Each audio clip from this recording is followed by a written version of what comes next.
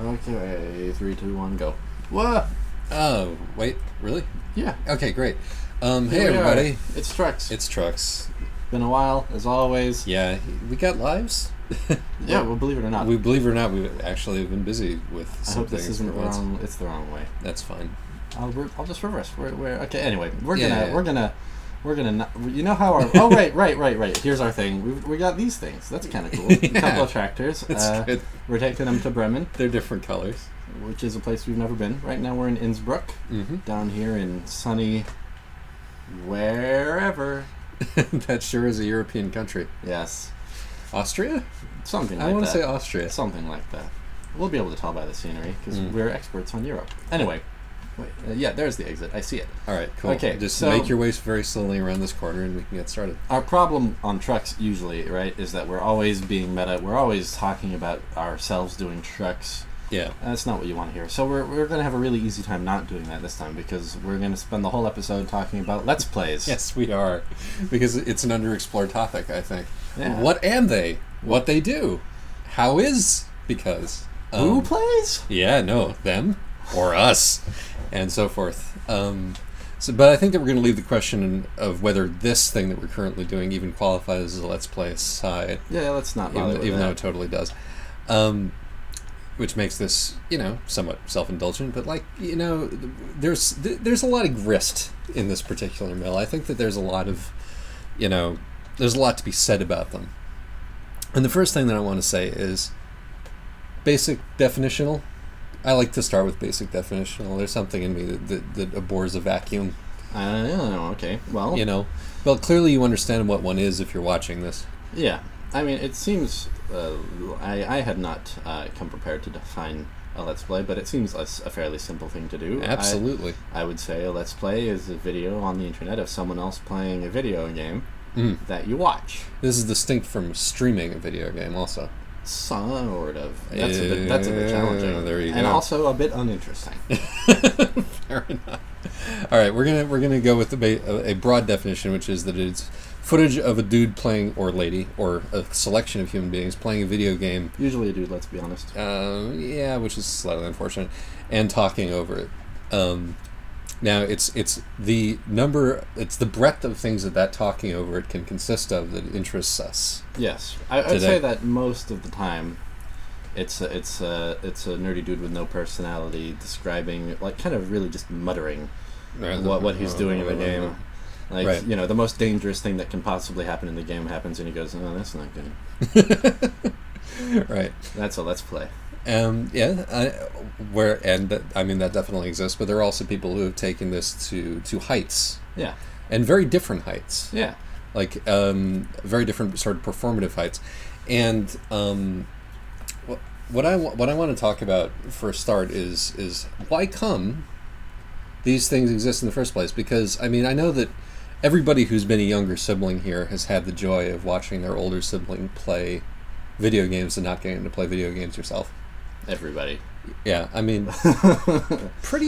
feel like... Not everybody has an older sibling. Well, I was saying those of you who are younger. Josh and I are both eldest sons, if you couldn't tell. But I've had the pleasure of watching my younger brother do that, certainly. Absolutely. And it's a common enough phenomenon nowadays that even those who don't play video games will watch a friend of theirs play a video game, sometimes with interest. All right. And Let's Plays fill that void. I definitely know somebody who, in her own words, doesn't really have the balls to play video games, which I think is a bit funny. That is an interesting thing. Actually, a phenomenon that I've come across myself, and maybe we can discuss that a little bit more detail further on. But enjoys watching Let's Plays quite a bit. Mm-hmm. There are certain Let's Players that she enjoys. I can't quite remember who they are. So there's an element of, there's a simple vicarious pleasure in watching a video game happen without being in any way responsible for the outcome. Yeah. Many a time I have sat down here in this very chair as Josh played a video game that I would not want to play. Yes. And, soaked in the majesty of it, while at the same time blithering Yeah. back and forth with them. And watching a Let's Play simulates this experience, except ideally with instead of your boring friends, people who are professionally clever.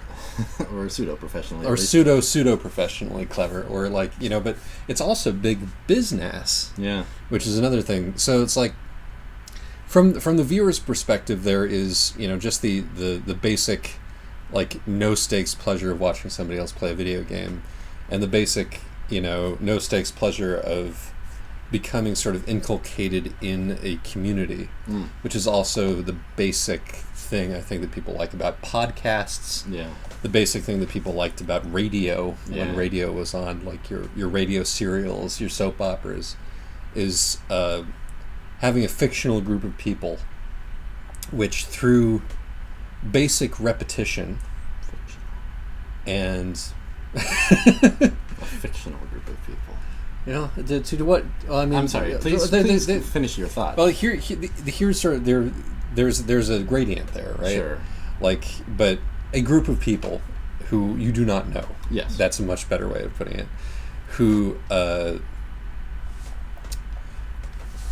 you can sort of feel like you come to know through the sheer volume of time you spend with them and the sheer volume of stuff that they crank out. Right. And also the super cash setting in which it's placed. Yeah. It's like and if it's a stream, they're usually like thanking people for subscribing and tacky stuff like that. It's your favorite mumbly ass, you know, Sunday afternoon, you know, only plays Frank Sinatra DJ. Yeah. Who you feel like you come to know over the years. And there's an interesting way, just as a small side path in this discussion of when we're talking about the typical Let's Play, where when you're like getting into a game, these days that generally means you're also getting into its community at least a bit, and it's kind of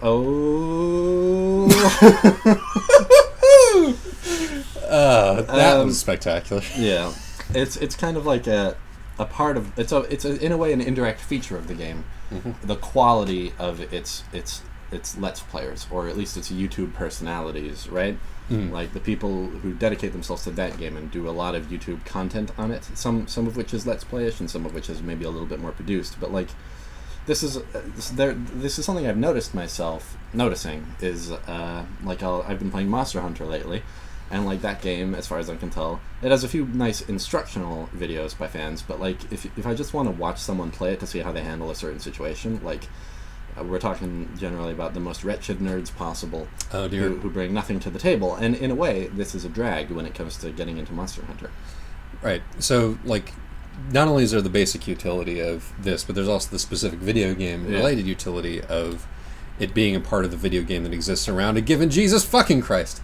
Who did that? Yeah, that was pretty intense. And of course, you know, getting to see like professional video game players pull off sick moves like that one. Oh yeah. You know, which there's a certain element of spectacle in that. But that's of course like, but they're very different species of Let's Plays that focus on very different things. Yeah. But circling back, there's like the Let's Players surrounding a game like TF2, who are like, a number of them are extremely clever and witty and interesting, you know, tell you something about the community, that's the creativity and the kind of robustness of the community that's sprang up around that game. And its particular flavor. Yes, also that. It attracts people who are kind of goofy. Yeah. In addition to terrible human beings, but that's not really, you know, that doesn't really set it apart. Yeah, that's just video games. Another thing about Let's Plays is that it lets you pretend sometimes that the people who play video games aren't terrible. Very rarely. Very rarely. Some of my favorite Let's Players are, to be honest, not that kind great. of terrible. But so let's talk about, like, you know, so you have your Let's Players who are doing it because they want to show off their mad video game skills. Yeah. Which is relatively rare, I think. Yeah. There are Let's Players who are of the mumbly nerd variety, where you couldn't really tell why they're doing it. Yeah. But who are mostly centered on the game itself. Yeah. Which may serve a kind of function, which I will get to in a second. Sure. There are those who are basically using it as a showcase for their improv skills. The comedians. Yeah. Who are my favorites, as a general matter.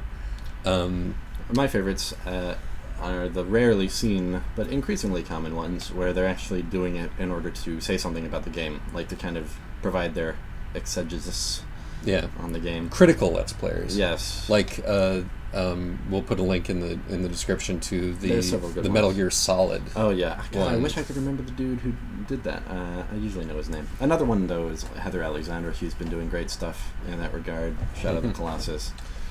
And that's really the two I can think of. Right. So I mean, those are demarcated from other Let's Plays. Because another thing that should be understood about Let's Plays is that they can be quite lucrative. Yeah. Of course, it's only like the top, sure, it's tiny percent of people who get to this point, but they are a way of churning out a huge amount of content in a very short period of time. Yeah. Because unlike podcasts where you're forced to like come up with an idea and run your mouth about it, the game provides a through line that can attract your attention and your narrative while you're thinking of the next thing that you're going to say. Yeah. And in fact might entertain the audience while you're not. And it lets you put up these videos which exceed 10 minutes in length onto YouTube, and under the new YouTube algorithm, it's the 10-minute plus videos that are the big money. Why aren't we making the big money? All of our videos are hideously long. That's because we have no viewership. But that's fine. Thanks for listening. Thanks for listening. A non-existent viewership. That's because we're extremely niche. Yeah. You and I, Josh. God damn it, that's going to be happening the entire way. Yep. So, there's been a huge boom in Let's Play over the last couple of years. And much of that is because the way that... and some of that is because the way that YouTube changed its algorithm for how much it pays content creators discouraged short-form things like animation, and encouraged long-form things that people who could push out a lot of content very quickly. And that's where my personal favorites, the Game Grumps, came from. Aaron Hansen was an animator, or I guess technically still is, but doesn't really do it very much anymore, at least not publicly. And what he does instead to make his bread is massive amount of low effort kludge. Is that a new phenomenon from the expansion? I've never seen that before. No, that's always existed. It's quite rare though. Okay. Hallelujah. I believe they're always in the same spots. Right, but so you get my drift. Yeah. Yeah. Oh no. I thought now we let the video game handle it for a while. Look at that scenery. Look at those trees. There was a lake. Look at those fancy trees. There are some shadows. Have you noticed the way the shadows cast on the dashboard? There we go. The unique quality of this thing. Yeah, I was actually going somewhere with that. All right. So that contributes somewhat to the rise of the popularity of Let's Plays over the last couple of years. But I think that there are other things which also do it, and which contribute to the other kinds of Let's Plays that Josh was talking about, which are high effort. Yeah. That require a tremendous amount of, that are scripted. Sometimes. Or can be scripted, can support that kind of attention. Right. At least need to be outlined and thought through. Heather Alexander insists that she does not do that, but... Well, some people are just very smart. But yes, I mean, I'm going to be attempting one of those soon, and it will be pretty heavily noted down. But it becomes a locus for the new video game criticism as well. Yeah. Critical Distance has started carrying these things. Yes. And they don't even have enough of it to go around. They've been dipping into just more traditional critical videos. Have they posted critical videos? What do you mean? Critical Distance? Yeah. They post distance. They post videos by Critical on Critical Distance. Well, yes, of course they do. But mostly they post writing. That's the thing. Right. And when they branched out into Let's Plays, some of it has been actual Let's Plays, but a lot of it has been just, here's my 8-minute video talking about this game. Gotcha. please keep going where you were going, because right now I'm just kind of out in the void. I'm sorry about that void, man. That void is a real shame. So, as with everything else related to video games, there's just a huge uptake in discourse about video games generally. But secondly, there's also, as with everything... I'm just going to go... Oh, I can't. Oh, Jesus. Everything's rock solid. Physically... It's probably just as well, because I think that train would have diagnosed us, yeah. It really would have. I physically flinched away from the screen at that one, which is something that is unfortunately I really lost. wanted to just plow through that like in an action movie, but now I don't think I can even... Whoops, whoops, whoops, whoops, whoops. Did you turn on the radio again? It's not on, it's just... come on. Come on. We're not even that damaged. I think it's just the slight uphill slope here that's preventing me from moving forward. There we go. So what we can see here is one of the things that mitigate against Let's Plays as a medium for serious discourse. Right. Which is that we're talking cogently and playing a video game at the same time, even one as undemanding as Euro Truck can be. But something of a challenge. When it comes to critical Let's Plays, I want to briefly mention what you just did with Kid Icarus.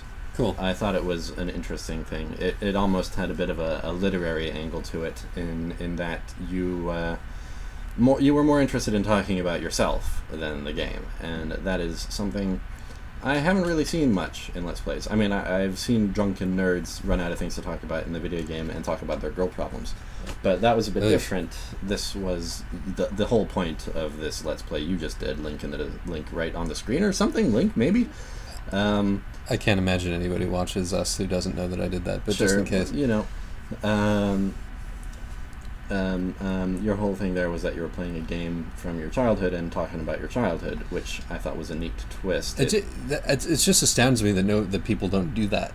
Yeah, it's a very natural thing, because, part of the way video games work and part of the way all art works is that, it's a reciprocal relationship between the viewer and the piece. And you come to it and give things to it, and it gives things back to you, and you really just don't hear people talk about what games make them think and feel very often. Well, part of the appeal of the best Let's Plays is that you can watch the conversation between art and viewer happen in real time. Right. And hear the reflections of it in real time, which is why reaction videos are such a thing as well at this point. But in video games are particularly good at this, because the video game reacts to the player as the player is reacting to the video game. Right. And so the moments of shock. But I can think of very few examples of places where that's not geared for comedy. Yeah. In the current in sort of current Let's Play world, it's mostly that's mostly, hey, let's watch this guy rage quit and laugh. Right. As opposed to if a video game's point is to make people have feelings. Yeah.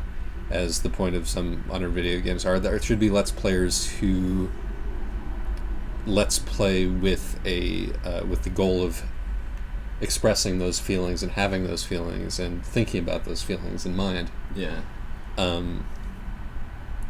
Because that can be a complete iteration of that artwork in and of itself. Totally. And I think there's lots of room for exploration there. I want to see more of that. So, part of the reason I think that we brought the subject up is that we want to see more and better Let's Plays. Right. And this series was, in a way, an attempt at that once upon a time. Yeah. Rather than sort of the idea dumping ground that it has become. And Josh is beginning to hoard his ideas because he wants to write essays. I'm actually writing He's stuff actually now. Writing stuff, which we should do. So I can't waste my shit on trucks, for God's sake. Definitely post links as soon as they're published, but he's, that's happening. Yeah. Which is very exciting. But I think that there's something in the Let's Play format which is ripe for art, ripe for the kind of art that happened to punk music, right? Ripe for the kind of art that happens to every form. Imagine if Roger Ebert live streamed his first viewings of some great films. What would that have been like? I mean, like, partially it would have just been him talking over the movie and ruining his own experience. I know, but But like, imagine also that movies were a bit more like Video games. a bit more like video games, and like you could they could like patiently wait for the guy to finish his thought. could pause. Well, you know what I mean, though. Yeah, no, like, I- it's a new opportunity for an interesting new kind of criticism. Mm-hmm. And it's like I want to say that I don't think that what I did like achieves this. Nah. But I think that It definitely, for me, it definitely created an image of what this might look like. yeah, which I thought was pretty. I want to valuable. like wave in the direction of people who are more than funny voices here. Yeah. Because my favorite bits of stuff like Game Grumps are the bits where they've drifted to the point where like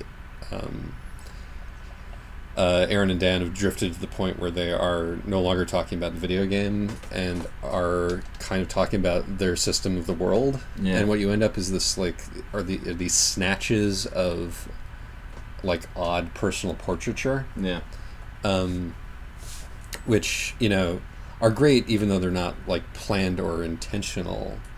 But it's something. There's something about like the spontaneity of it that I think could be harnessed in a more in a way that is less uneven. Yeah. You don't have to like slog through 2 hours of him shouting "It's a me, Mario, motherfucker!" to get to a motherfucking Mario to get to Yeah. like the cool stuff. They should You know what I mean? they should do low light reels where it's just them being dreadfully bored and trying to figure out what to talk about, because that's also my favorite. That's my favorite part of all improv comedy. Really, is them trying to connect two things together. That's great. A project that we'll never do is what we think are Game Grumps' best moments. It's the sort of the moments where you begin to the moments where you get to sort of peek into the psyche of like a gamer nerd in his late 20s, and like the various ways in which that is both like encouraging and terrifying. Like, Yes. I could do a whole thing about my feelings about Aaron Hansen, but since he's a real human being, that's slightly creepy. So, Let's do one about any TV personality. Yeah. What are our true feelings about Meredith Vieira? I don't even know who that is, Josh. She's an early morning host, I think, who also hosted Millionaire for a while. What are your feelings about Elizabeth Fieri? She has a well-rehearsed stage persona. Cool. I don't know what she's really like as a person, and that's kind of spooky. That's how I feel about many TV personalities. I see. Do you feel like we have a better idea of who Let's Players are as a person? Yes, I think out of their being less professional, I think they also don't manage to filter themselves as well. There's also like the sheer... That said, Yeah. I have no fucking idea who PewDiePie is. Like, behind the mask. I think he's a consummate performer. He's probably the most professional Let's Player there is. Not to say that he would survive in the professional world so much as like what he does is very Recognizable. very well rehearsed. Yes. Very he's very good at assuming that character of his. I mean, yeah, which is both his triumph and his tragedy, Right. as it were.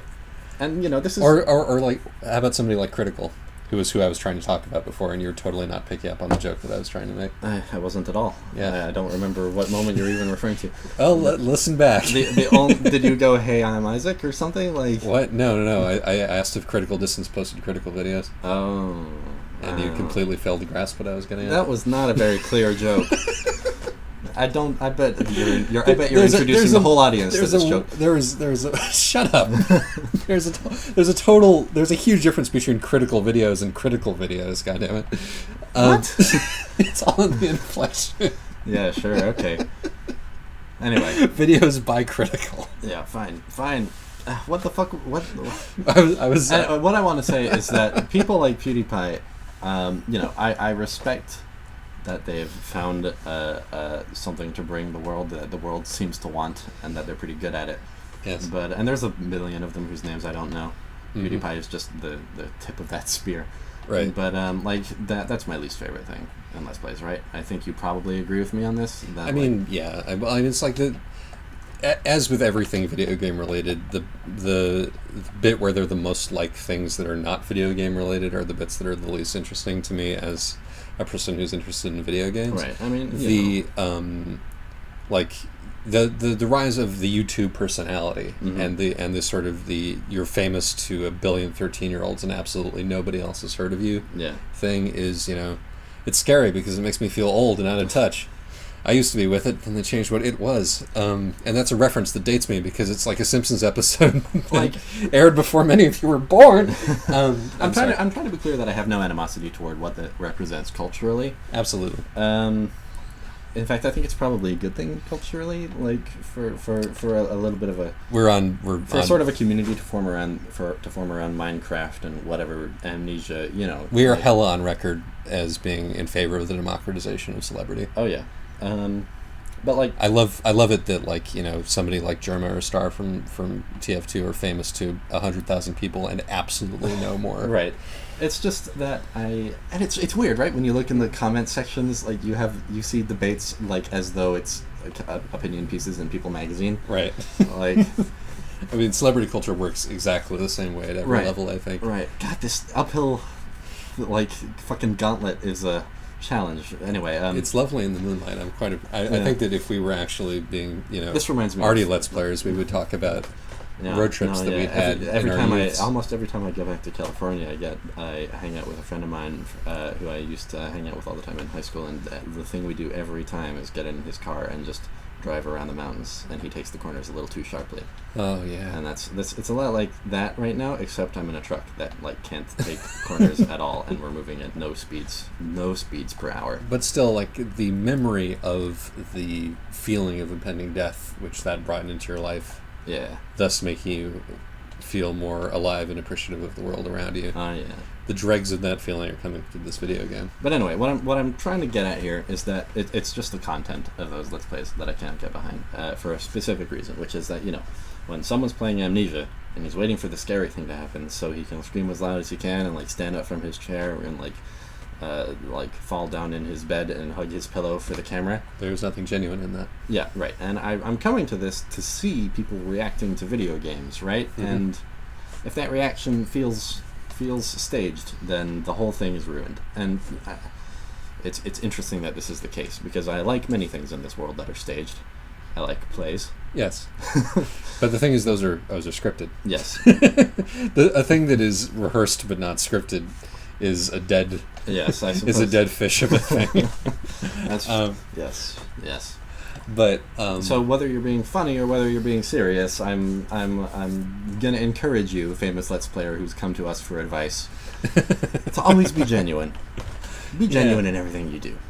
Yep, we're not coming to you for your cleverness. It's like poor JonTron. We're not coming to him for his insight or his intelligence. We're coming to him because he's really good at making up stupid names for things really quick. We're probably poisoning our reputation with whoever's watching this video by even admitting that we watch Game Grumps and JonTron. Really? I don't think there's any. I mean, I think that's something to get into. Totally. There's absolutely no. I mean, the reason that Let's Plays are such a thing now is because they provide such excellent low effort entertainment value. Right. And I make no bones about the fact that my ideal comedy involves a lot of falling down and shouting. The kind of comedy that makes me laugh. Yeah. I like a lot of comedy that doesn't make me laugh, because I'm just like, oh, that's clever. Yeah. That's also clever. I like what they're doing. That's my favorite kind of comedy. That's not what JonTron does. I really like it too, but the stuff that actually makes me laugh is the stuff that involves a lot of screaming and falling down, and so it's a fine source of that as far as I'm concerned. Yeah.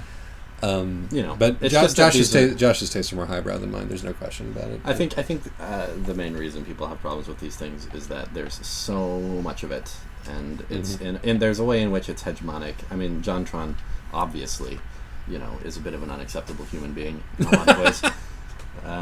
Yeah. But But we, it's kind of sad that we're holding him to the standards of being a non-idiot, if you know what I mean. It's not necessary for what he does. He should be a court jester. You know, but without any of the insider truth telling that suggests. So you're basically saying that he should be. What I'm saying is that his being drafted into the culture war that surrounds gaming is unfortunate. I suppose. I'm not saying that this excuses him for being a dipshit. Right. Merely that in an ideal world there would be place for entertaining dipshits in the universe of media that surrounds video games, and that it wouldn't immediately have to become pathologized because of all the other terrible things that are happening. I guess I can't entirely co-sign what you're saying. Mostly these days, I just got an achievement called I Am a GPS. I don't know. Interesting. I can't entirely co-sign. Mostly when I watch JonTron these days, it's kind of a what the fuck is this idiot gonna do next sort of sensation for me. Yeah. And that like Barbie thing he did recently really just felt like him like being so terrified of saying anything unacceptable. I mean, well, that's part of what I'm saying here is that I think that he basically he's being asked by the current state of video game culture to have a political stance, when that is really not something that he should be doing. Yeah, but everything is political. Well, as I say in my Kid Icarus video, which again is linked in the bottom, but you know, we're, you know, like, the larger point that I'm trying to make here is that in all cases, the kind of media that we're interested in floats on top of the kind of media that most people are interested in. It is a byproduct, and you don't get like art punk without punk. You don't get the kind of, like, you know, super meta-y, obscure, vaporwavy YouTube videos that you like without the trash culture that it feeds upon. I mean, okay. I think I'm not going to go into a tangent about vaporwave. Right. I was about to make a thought about vaporwave, but I will not. Fair enough. We can encapsulate okay, that. Well, okay. Here, I'll connect it. I think there's a way in which vaporwave celebrates that cultural flotsam, whatever. And I like flotsam a lot, actually. Flotsam and Justin.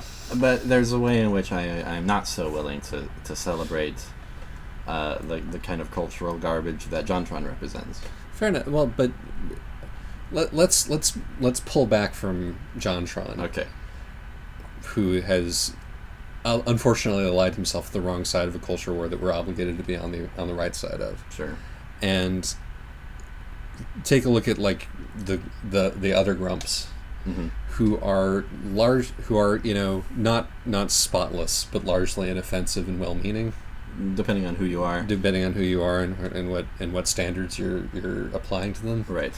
I mean, I think we probably have to just acknowledge that we have the fortune of not having to be too concerned about these things in our daily lives, and this probably affects how we're approaching this media. Yeah, I mean, I'm having a hard time, like, apart from like some of the folks that you have specifically name checked. Yeah. Thinking of, like, you know, the I think that, like, you know, for better or for worse, Aaron Hansen is almost one of the more thoughtful and more progressive people in this scene, which is just tragic. Yeah.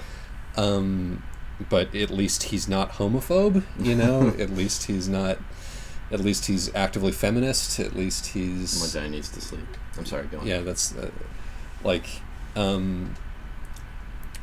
So, but this is the state of the base culture as it is. And looping back to the point that I was making already, it is part of the deal with being transformative in these spaces that shifts that culture by adding new voices and new possibilities to a stagnant scene, right? Yeah. Part of anything that a person does with a Let's Play now that is kind of arty or kind of out there or kind of left wing or kind of revolution, you know, like social revolutionary, it has in and of itself a reaction to what already exists, and is in dialogue with the stuff that already exists. Right. I would be interested to figure out, like, where the inception of the Let's Play happened. Yeah, that's an interesting thing. One of the things that we kind of confronted when we were talking about this episode is that we don't know. Like, I don't know that anybody knows. Yeah, I could be wrong. There are probably people who are in this biz but like, you know, the first Let's Players I heard of were Two Best Friends, I think. There were definitely Let's Players before them. Yeah, and but it's like it kind of also has its roots in like unboxing videos and demo videos. I think it probably just evolved out of things that were meant to be more factual in nature. Yeah. As like, you know, hey, look at this old video game kind of a way. Yeah. Which actually kind of brings me to the other thing about Let's Plays that I think is interesting is that Josh and I have been talking recently about problems in game archives. Yeah. And the fact that game archiving appears to be in a bit of a crisis in terms of whether it's going to be the province of the academy or the province of essentially hobbyists, but like hobbyists who have elevated themselves to the position of caretakers. And also felons in a lot of cases. Right, because unfortunately this is a art form that is for the most part owned part and parcel by large corporations who are, as in the case of PT, for example, far more invested in destroying their art rather than letting it fall into the wrong hands. Yes. And so, like, this pisses me off to no end. It's incredibly frustrating. There's sort of these, so like a lot of the people who are stockpiling games and trying to make them playable across platforms and things are also breaking the law. Right. So it's a field where, like, you know, actual video game museums in whatever form those are going to take, we're a long way away from those. Yeah.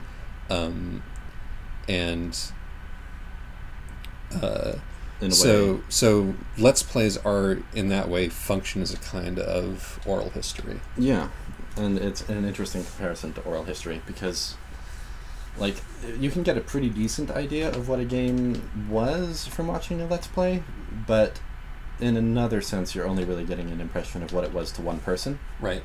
You can, like, it's to a point where you can imagine what it might have been like for you, but you'll never really know by watching it. And very soon, I think already, actually, at the time of recording, like, if you haven't played PT and it's not on your PlayStation 4, like, unless you can go to a friend's house who does have it, you're not going to play it. Right. Like, the only way you're going to experience that thing is by watching it on the YouTube. Watching the Grumps play it, or what, you know. Yeah, like, I think there are better people to watch than the Grumps for that particular game. But I know. They're my favorite.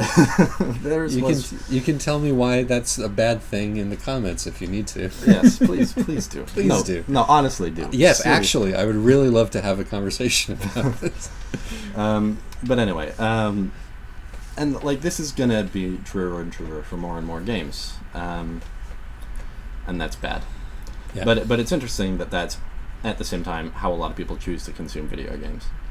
Through Let's Plays, and I think that's the other thing we should talk about here is what it means that people want to consume video games through Let's Plays rather than by playing them. And okay, one of the things is that, you know, playing video games is expensive. Like, video games themselves are expensive, and the devices that you play them on are also expensive. Yep. So, you know, and there's lots of video games that you can play on your shitty 5-year-old MacBook, some of which are excellent, but there's an entire universe of games that are essentially closed off to you. Yeah. Even if you steal them, they're still closed off to you because you can't steal the hardware that you need to play them. Yeah. And so if you want to be part of a conversation, a cultural conversation that's happening around video games, which I do as a general matter, and I do not own a gaming rig and I do not own any consoles. Yeah. You have to find some kind of substitute. Absolutely. And if you don't have a friend who's got it, this is a function that means that your entree into that conversation is of necessity colored by the critical stance of the people who are Let's Playing it. Right. But that's just one reason, like, why you might choose to consume video games that way. There's also that most video games, pretty much all video games, I suppose, require you to build at least some semblance of a skill set Right. in order to, like, a very specialized skill set. I mean, this is a conversation I was actually having with Nick a little while ago, is whether or not there's such a thing as being generally good at video games, and I would say yes. Yes. Like, there's how well you're comfortable with a controller, how like, there's vocabularies that most games share in common that, and We're not necessarily talking about an inborn skill here, but right. I think that, you can even see it among Let's Players, like people who grew up on 2D games versus people who grew up on 3D games have like a different skill set lodged in the plastic part of their brains. And one of my favorite things about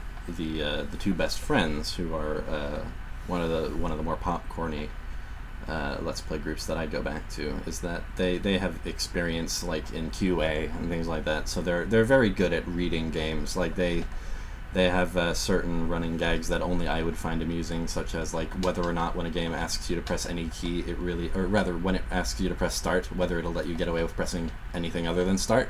Turns out most of the time you can press A when it says to press start, and, like, for me that's hilarious.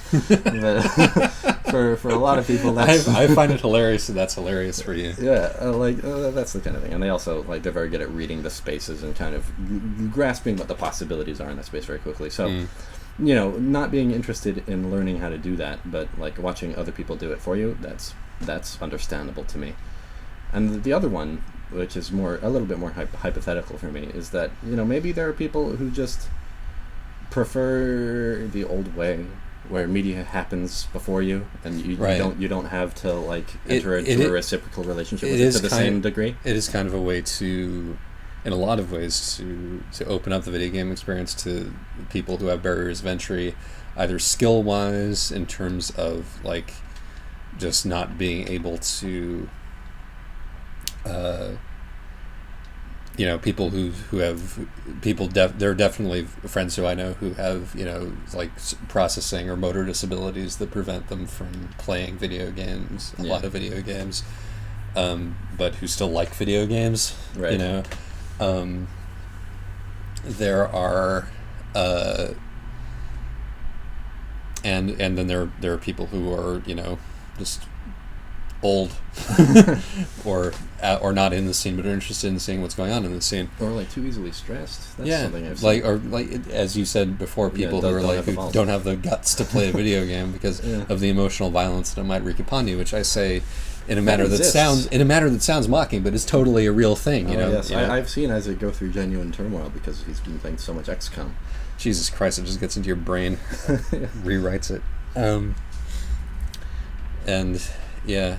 I'm not exactly a sponge, right? But ultimately, I mean, I'm glad people are finding these ways, and that these ways are being created to access video games without necessarily, like, finding your way over all these barriers, because they're interesting.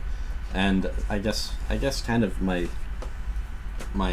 thesis here is that Let's Plays, from the outside maybe they look like nerdy white dudes talking very uncritically about how funny it is when the monster jumps out and scares you. Mm-hmm. But, like, there's a lot there, and the culture will benefit immeasurably if we just get more kinds of people exploring them with more approaches. Yep.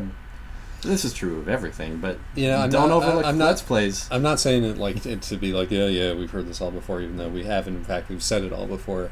But this particularly is a thing because Let's Plays have that kind of ambassadorial effect. Oh, yeah.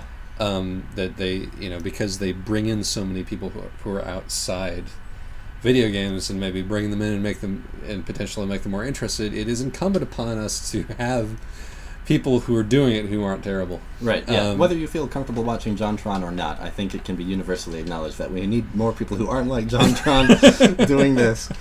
We need more people who are like Heather, what's her face? Heather Alexandra. Who are like Heather Alexandra. Major plugs for Heather Alexandra. Alexandra or Alexandra? Alexandra. Heather Alexandra. Yes.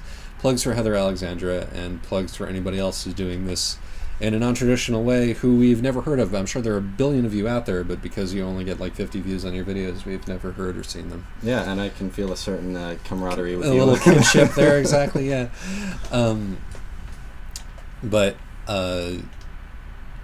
So Yeah, I mean, but I think that there is definitely room for very talented people who aren't nerdy white men like Josh and I, Yeah. To step into this. And the other great thing about that is because Let's Plays are so much about the relationship of the individual player with the game, watching somebody who is not from your race, creed, culture, or gender play a game may reveal things about the game to you that you would never have been able to understand otherwise.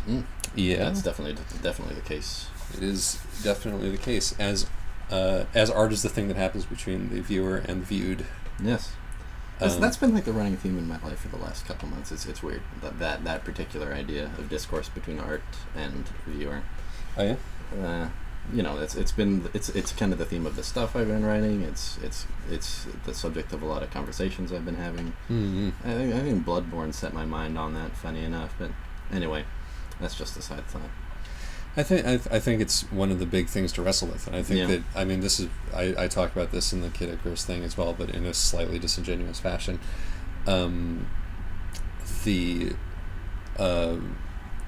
I think that like a big part of being a good writer and being a good, I don't want to say good human being, but like being a person who's receptive to new ideas is in letting go of the idea of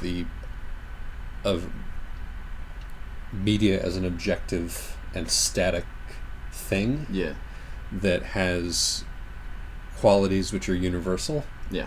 I mean, like I'm not like trying to dive us into an epistemological funk here and be like, what is reality? We can't know anything. That's not what I'm getting It's just at. that coming at art with that assumption that there's one like true reading of it is a really good way to come up with a truly shitty version, a truly shitty reading of that piece of art. Right.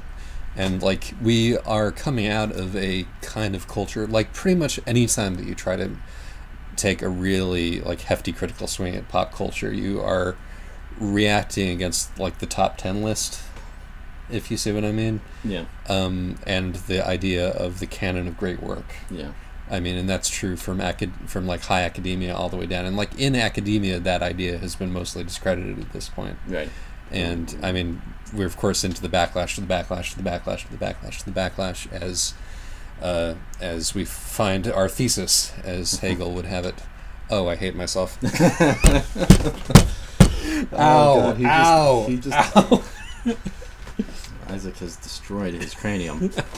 And you appear to have rear-ended a beverage truck. I was concerned for your welfare. How do you know that's a beverage? I guess the design. It just looks like Pepsi to me. It probably isn't. BCP. It's probably just another shipping company. Fictional food company. But anyway, despite the fact that I'm a terrible human being, the point stands that that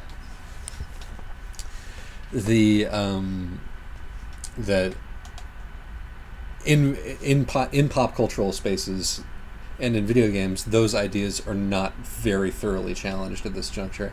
Yeah. And so the need to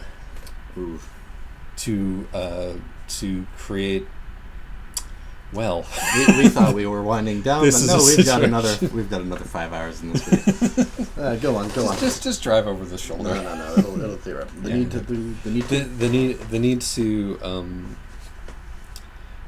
need to like, you know, to create and popularize alternative readings of established works. Yeah.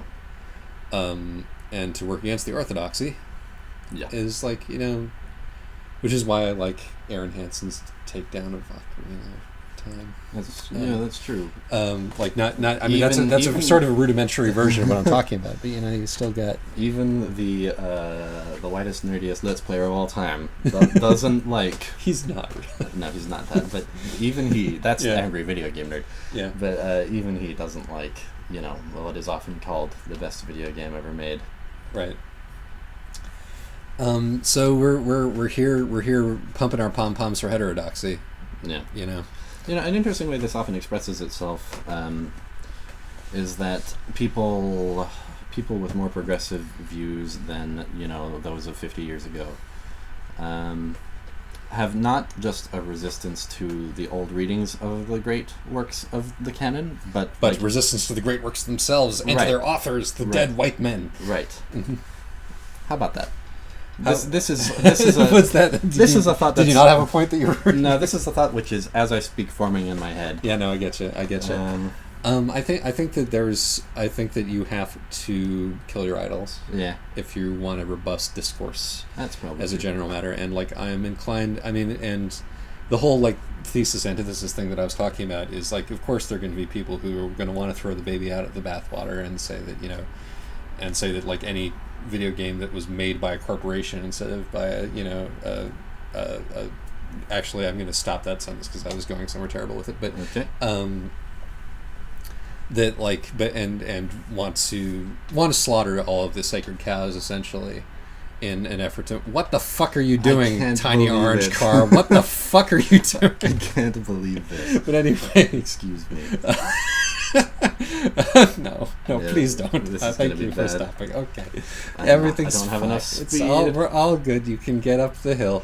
I don't have enough speed. Hey, what's going on? Now Oh, this God. is a let's play. Get up Gotta Get up up the hill. Get up the hill. Oh, Get up gotta the get up the hill. Space Ah! scare cam. Give me 50 donations so I can get up the hill. I can't. For a person who really likes comedy screaming, I'm very bad at it. It's a real shame. But as I was saying, like I think that it's healthy for the discussion in general to admit voices who hate things that are good. Yeah.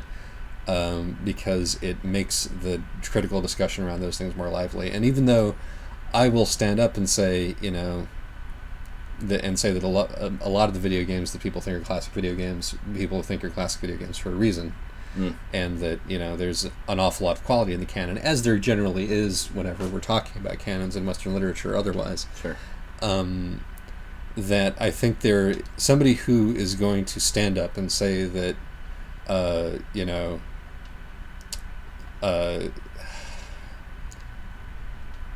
name a good game. A good game? Yeah. Like a classically good game? Like classically good game. Ocarina of Time? Yeah. I mean, I wanted one that wasn't Ocarina of Time because we'd already said it. But anyway, somebody who's willing to stand up and say that Ocarina of Time is bullshit Yeah. is valuable. Sure. Particularly when they have good points to make and aren't just being, like, needlessly contrarian. Right.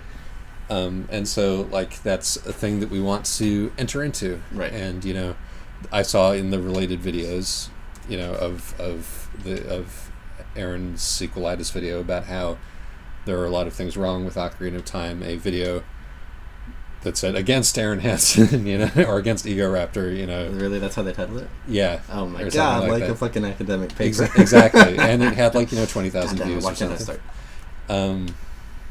There we go. Sorry. So I'm like, hey, this is encouraging, Yeah. right? That's some discourse. And, like, I'm sure that if I actually clicked on that video, I would be sunk almost immediately but into a slew of despond. But the is it slew or slough? I have Slough? a slow Slough? Slug? a slow poke. A slowpoke? A stick? A stone? It's a Pokemon. Leave a comment if, like, I feel like we have been putting off our inevitable episode on Zelda forever. Josh and I do have some differing opinions about Zelda. Zelda, like, it comes back a surprising amount for a series that neither of us actually cares a lot about. It's like it's like an interesting touchstone. Because Zelda has been so many different kinds of game design. And like over its years. every so often I have Zelda thoughts. Like Zelda thoughts. there are games I played as a kid and stopped caring about. Let's. Do you want, like, did you see our other two Let's Plays? Like, now that we're at the end, we can talk about our own shit. Yeah. Did you see our, like, we completed 2 Let's Plays, so, like, You still haven't uploaded all of ICO. No, we haven't. No one was watching it, so nobody cared. cares. Let us know if you get the idea, but, though. like, yeah, like, do you want to see more? Did we do a good Let's Play? I mean, surely not. No, we didn't, we really didn't. But, like, I think that if we were to do another Let's Play, we would need to do it with this in mind. Yeah. And do it more intentionally and more critically and in a way that's more fundamentally interesting rather than just trying to get something done. Which, I'm glad that we did that. Yeah. I think that it jump-started a few things, but... Yeah. I want to play Majora's Mask. You guys want to watch me play Majora's Mask? I want to think about it a little bit because I don't know. It's got some stuff in. Do you want me to be like. involved in this at all? Yeah, you guys want to watch us play Majora's Mask? Yeah. We can continue this conversation. Play some Majora's Mask. I think that's probably a thing that we could do. You could leave us some comments. I mean, there's no reason why we couldn't just do trucks except with Majora's Mask, is there? If even one of you Yeah. asks us to play A, Majora's Mask, a single one of you we'll do it. has made it through the end of this video. It's in your hands now. Yep. Aaron Hands. What? I thought you were saying like Aaron Hansen was the one person who got through the end of this It video. was even dumber than that. Whatever, man. Anyway, yeah, I think that we've hung out our shingle pretty thoroughly on I this like subject. Let's Plays, and I want to see more different kinds. Absolutely, and I think it's a testament to the fact that Josh and I both like Let's Plays, but like very different ones. Yeah. Uh, Even though you wouldn't think there were that many different kinds. Yep, is a testament to how I'm gonna robust try this and shit is provide even a now. bunch of links. Like in case you're a person who doesn't know that there are that many different kinds of Let's Plays, I'm gonna try and leave some links. If you're not familiar with Game Grumps, like the fandom surrounding Game Grumps is pretty interesting in and of itself. Like the John versus Dan thing is like the Joel versus Mike of this generation. I did a tolerable. Tolerable. That still cracks me up every time. You remember when we used to do good jobs on this show? It's when we weren't thinking as much. We don't. It's because we don't do it often. Yeah, we don't. I don't drive trucks anymore. I got that out of my system. Right. It used to be my fantasy. A relic of it. Have you? How have we not had that discussion? I'm sure I think I like mentioned it. episode 1 we must have had that discussion. Maybe that. You remember we recorded an episode that was immediately lost. That was our first episode. I think that you must have talked about your truck fantasies. Yeah. Oh well. Who hasn't wanted to drive a truck? See, now this is a missed opportunity. I've never, as far as I know, in this Let's Play of a truck game, talked about my childhood fantasies of driving a truck across the American. Jesus Christ! It was sitting in front of us the whole goddamn. Next time on trucks. Yeah. Next time on trucks, we talk about Josh's childhood. Bye bye.